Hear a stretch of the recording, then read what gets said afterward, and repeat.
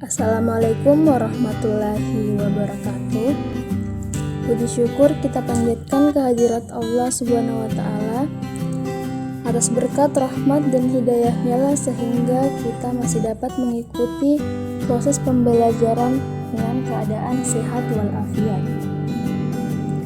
Salawat serta salam terlupa pula kita kirimkan kepada junjungan kita Nabi Muhammad SAW yang telah membawa kita dari alam yang gelap gulita menuju alam yang terang benderang seperti sekarang ini. Perkenalkan, kami dari kelompok 3. Saya sendiri atas nama Amalia Salsabianisa dan teman saya atas nama Zulfadli. Kami akan membahas mengenai kebijakan-kebijakan dalam sistem perekonomian global.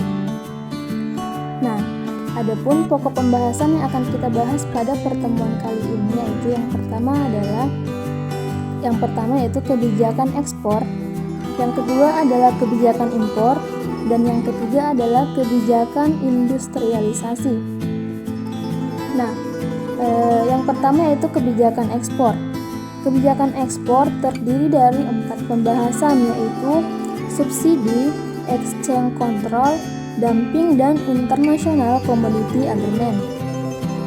Nah, untuk melaksanakan kebijakan ekspor maupun impor perlu adanya suatu instrumen.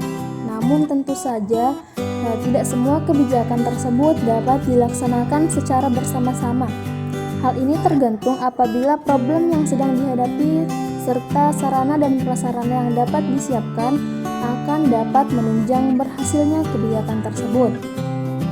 Nah, adapun instrumen yang biasa digunakan antara lain yang pertama yaitu subsidi. Nah, subsidi merupakan barang-barang ekspor yang suplainya cukup banyak, tetapi kedudukannya di pasaran dunia lemah, sehingga demi memperoleh devisa yang cukup, pemerintah akan memberikan subsidi. Nah, alasan pemerintah memberikan subsidi dalam perdagangan internasional agar produksi di dalam negeri dapat meningkat, maka pemerintah memberikan subsidi kepada produsen. Nah, contohnya di dalam pasar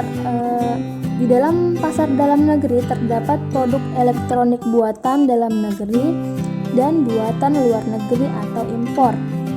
Kedua jenis barang tersebut mempunyai kualitas yang sama baiknya, maka produsen diberikan subsidi agar dapat menjual produknya dengan harga murah sehingga daya saing produk dalam negeri meningkat. Nah, subsidi yang diberikan dapat berupa mesin-mesin, peralatan, tenaga ahli, keringanan pajak, fasilitas kredit, dan masih banyak lagi. Nah, yang selanjutnya adalah exchange control. Exchange control ini merupakan suatu bentuk campur tangan pemerintah dalam lapangan ekonomi nasional, di mana pemerintah memonopoli seluruh transaksi ekonomi luar negeri. Nah, kontrol valuta asing ini dimaksudkan bila pemerintah berusaha untuk mengatur alat-alat pembayaran luar negeri secara langsung, baik dengan berusaha untuk memegang monopoli pemilikan valuta asing ataupun untuk mengatur penggunaannya serta mengatur tingkat kursnya dan sebagainya. Nah, kurs atau yang biasa disebut dengan valuta asing merupakan tingkat harga yang disepakati penduduk kedua negara untuk saling melakukan perdagangan. Kurs ini sering pula dikatakan sebagai falas ataupun nilai tukar mata uang suatu negara terhadap mata uang negara lain. Nah, mata uang suatu negara dapat ditukarkan atau diperjualbelikan dengan mata uang negara lainnya sesuai dengan nilai tukar mata uang yang berlaku di pasar mata uang atau yang sering disebut dengan pasar valuta asing. Nah, yang ketiga adalah dumping. Dumping ini merupakan suatu kebijakan diskriminasi harga secara internasional yang dilakukan dengan menjual suatu komoditi di luar negeri dengan harga yang lebih murah dibandingkan dengan harga yang akan dibayar konsumen di dalam negeri. Kegiatan dumping ini kerap kali dilakukan oleh pihak eksportir yang menjual produk atau komoditasnya ke negara lain dengan harga yang lebih rendah, baik itu di pasar dalam negeri ataupun di luar negeri. Seperti yang sudah kita ketahui bersama bahwa berbagai negara yang sudah tergabung dalam World Trade Organization atau WTO sudah menyetujui adanya perdagangan bebas. Hal tersebut mengindikasikan bahwa setiap hambatan yang terjadi pada perdagangan internasional, baik itu dalam bentuk tarif ataupun non-tarif, harus bisa ditiadakan. Oleh karena itu, siap atau tidak siap maupun setiap produsen harus menghadapi adanya persaingan di dalam negeri ataupun di luar negeri. Karena perdagangan bebas akan berefek pada lebih mudahnya barang yang keluar dan barang yang masuk pada negara-negara yang sudah tergabung dalam anggota WTO. Nah, ketatnya persaingan pasar seringkali menimbulkan kegiatan dumping yang akan menjadi isu di dalam dunia perdagangan internasional.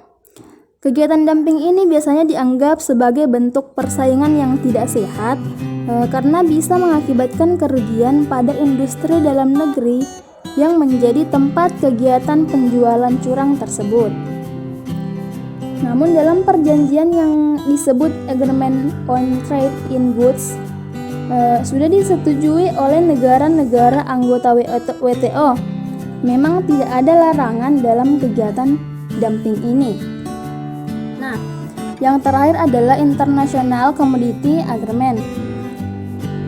International Commodity Agreement ini merupakan perjanjian internasional yang biasa dilakukan oleh negara-negara pengekspor barang-barang yang sama dengan maksud memperkuat kedudukannya di pasaran internasional dan menghilangkan sikap saling bersaing.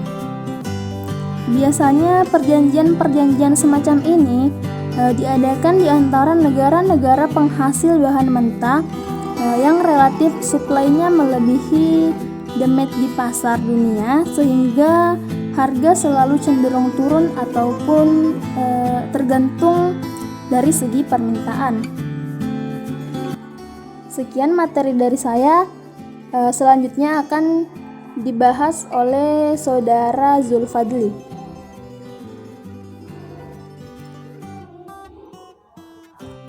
Kemudian yang kedua, kebijakan impor. Kebijakan impor ini terdiri dari beberapa tahap. Yang pertama, penetapan tarif atau biaya masuk. Tarif atau biaya masuk dikenakan pada barang impor. Tarif atau biaya masuk ini juga biasa disebut dengan pajak atas barang-barang impor. Setiap barang yang masuk ke dalam pasar negeri akan dikenai biaya masuk. Kemudian yang kedua, kuota. Kuota merupakan salah satu cara melakukan proteksi yang sifatnya non-tarif. Kuota adalah suatu kebijaksanaan untuk membatasi jumlah maksimum yang dapat diimpor. Hal ini dilakukan apabila pemerintahan tidak melakukan pelarangan impor suatu barang tetapi tidak juga ingin menarik biaya masuk atau tarif karena khawatir akan menaikkan harga dalam negeri. Kemudian yang ketiga, non-tarif. Merupakan suatu kebijakan yang dilakukan oleh suatu negara untuk melindungi industri domestik dengan memberikan hambatan terhadap barang luar negeri yang berbentuk selain tarif. Kemudian strategi industrialisasi. Industri substitusi impor. Industri substitusi impor diharapkan bisa menghasilkan barang-barang baru di dalam negeri yang semula diimpor. Setelah substitusi impor ini berhasil, baru kemudian sebagian hasilnya diekspor. Jadi, substitusi impor memegang peran penting dalam mengenalkan barang-barang baru yang dulunya diimpor dan kemudian dihasilkan sendiri. Kemudian B, industri promosi ekspor. Strategi industrialisasi lain yang dapat dilakukan adalah industri promosi ekspor, yaitu strategi yang memfokuskan suatu barang atau suatu produk yang akan dihasilkan harus mempunyai suatu nilai lebih agar laku di pasar internasional.